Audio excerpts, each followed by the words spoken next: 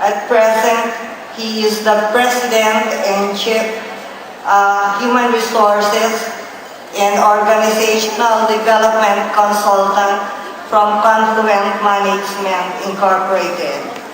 He is the author of Copyright and Trademark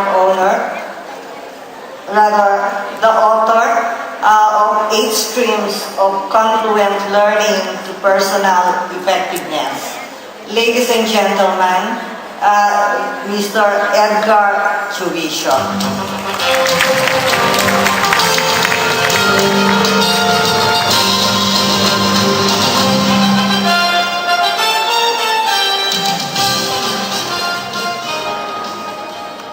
Thank you very much, Ms. Agnes. Good morning, everybody.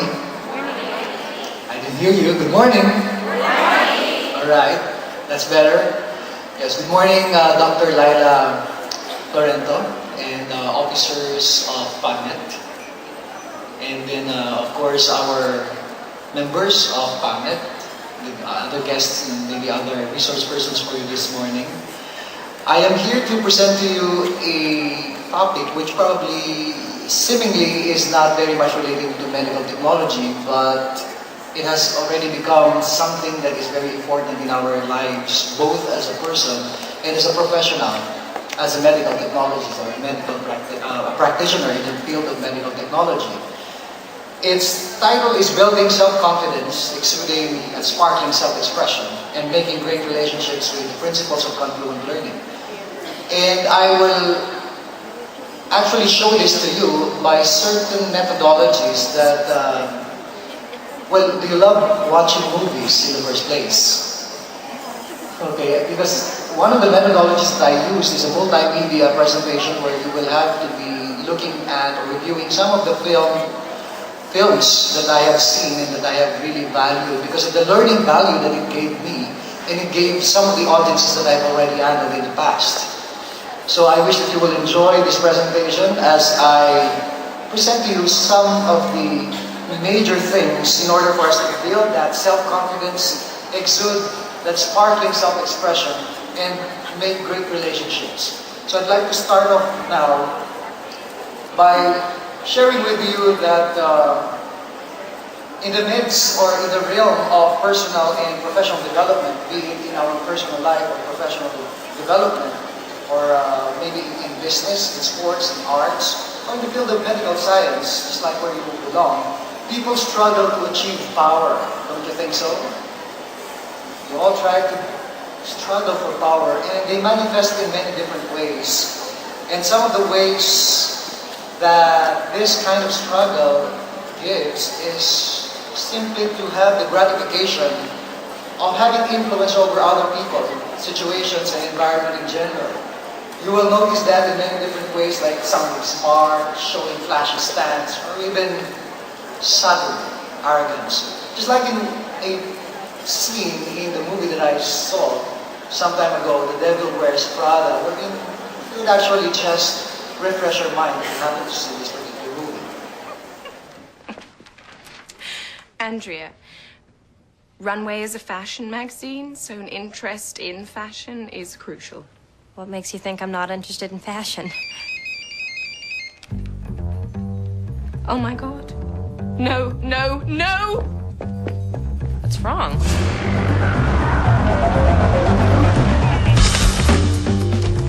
She's on her way. Tell everyone. She's not supposed to be here until 9. Her driver just text messaged, and her facialist ruptured it is. God, these people. That I can't even talk about. All right, everyone, gird your loins. Did someone eat an onion bagel?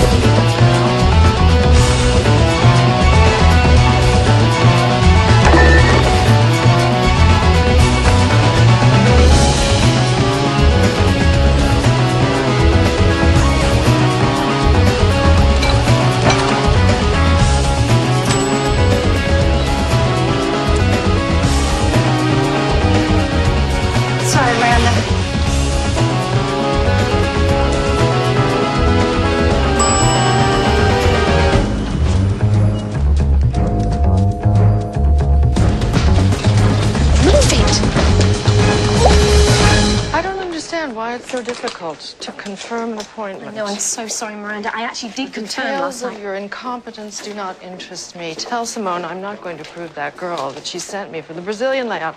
I asked for clean, athletic, smiling. She sent me dirty, tired, and paunchy. And RSVP, yes, the Michael Kors party. I want the driver to drop me off at 9:30 and pick me up at 9:45 sharp. Then call Natalie at Gloria's Foods and tell her no for the 40th time. No, I don't want taquas. I want torts filled with warm rhubarb compote. And then call my ex-husband and remind him that parent-teacher conference is at Dalton tonight. And then call my husband, ask him to please meet me for dinner at that place I went to with Massimo. Also, tell Richard I saw all the pictures that he sent for that feature on the female paratroopers, and they're all so deeply unattractive. Is it impossible to find a lovely, slender female paratrooper? No. Am I reaching for the stars here? No. Not really. Also, I need to see all the things that Nigel has pulled for Gwyneth's second cover try. I wonder if she's lost any of that weight yet. Who's that? Nobody. Well, Human Resources sent her up about the new assistant job, and I was sort of pre-interviewing her for you, but she's hopeless and totally Well, wrong. So. clearly, I'm going to have to do that myself because the last two you sent me were completely inadequate, so send her in. That's all. Right. Oh yeah, I hear it from someone there. And how often do you encounter such kind of person? You know, there really is some people who are ever really very good at making other people duped, right? Some people really have that sense or ways of making people feel so inferior. Just like another one is like this one. This one from the movie Hairspray, if you happen to watch that. Swim in an integrated pool. I sure would. I'm all for integration. It's the new frontier. Not in Baltimore, it isn't. And may I be frank? First impressions can be tough, and when I saw you, I knew it. If your size weren't enough, your last answer just blew it. And so, my dear, so short and stout, you'll never be in, so we're kicking you out. With your form and your face, oh, well, it isn't your fault. You're just down with a case of Miss Baltimore crabs. You may go. Thank you.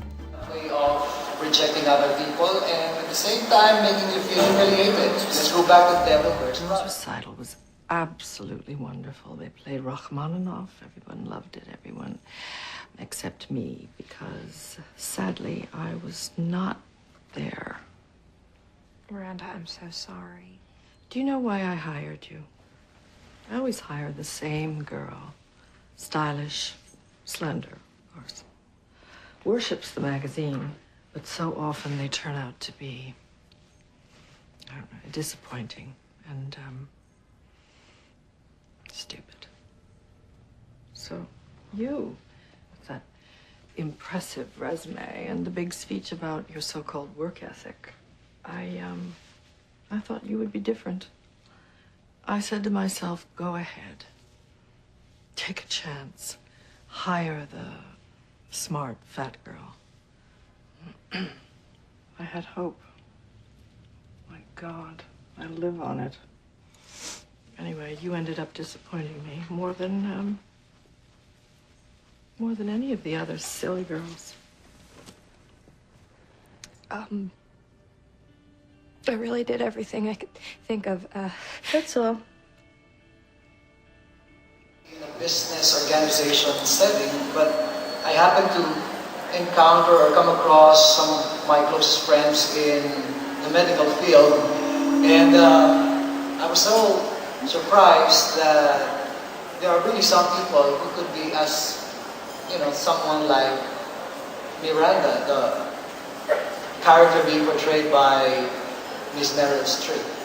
So whether, be it in private business organization, government institutions, or maybe in the hospital institutions that we have, there are certain circumstances wherein people are duped, people are humiliated, people feel so down and so dampened. And that doesn't seem to be the kind of personal effectiveness that we see. And sometimes there really is time wherein they have to be given a dose of their own medicine. Just like the scene from Grey's Anatomy, any fan of Grey's Anatomy. There was one scene here wherein one of the doctors, one of the surgeons asked why he cannot be promoted to be the head of the department. Anybody you have heard wanting to be one of the heads of the hospital? Maybe he's somewhere like this. Chief, so you asked Shepard to come to Grace? He's an old student of mine. Oh, well, you left a Manhattan private practice because you asked. Yes. No other reason? Just a favor for an old professor. It'll be years before I retire. Chief of surgery is mine. Chief of surgery is mine. It was yours. Now I'm not so sure. I am the best surgeon at Grace with the lowest mortality rate. You can't just bring some Now guy ask me why I'm not so sure about you. Ask me what? OB nurse to labor and delivery. Available OB nurse. Which? We got the rapist. He stumbled right into the hospital. Yeah, I heard. Listen, Bert. Why? You really want to know? I want to know when you stop thinking of me as your number one.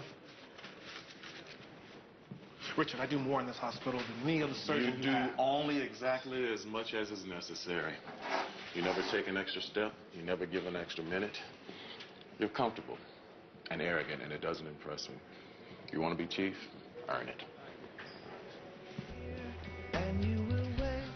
Do you think I'm too competent? No, Don't lie. you are my boss. All right, then. Anything you say in the next 30 seconds is free starting now. I think you're cocky, arrogant, bossy, and pushy. You also have a God complex. You never think about anybody but your damn self. But I still have 22 more seconds. I'm not done. You got it. Sometimes we really have to hear it from other people. Sometimes we don't just believe in what we hear, and sometimes we don't believe in what we see in the mirror. But some way, somehow, there's a way of confirming that there are certain ways that we do that are not effective, and that is not going to give us the results that we want. So, what then is the kind of power should we really work on to have? And not that kind of power struggle that we have seen. It is the power to affect the kind of power changes in one way or another is what I call or rather in your home or in your workplace. It is also the power to create situations where people can feel good and become motivated to give their best, not to be expired even before they start working. The power to influence the outcome of situations where learning values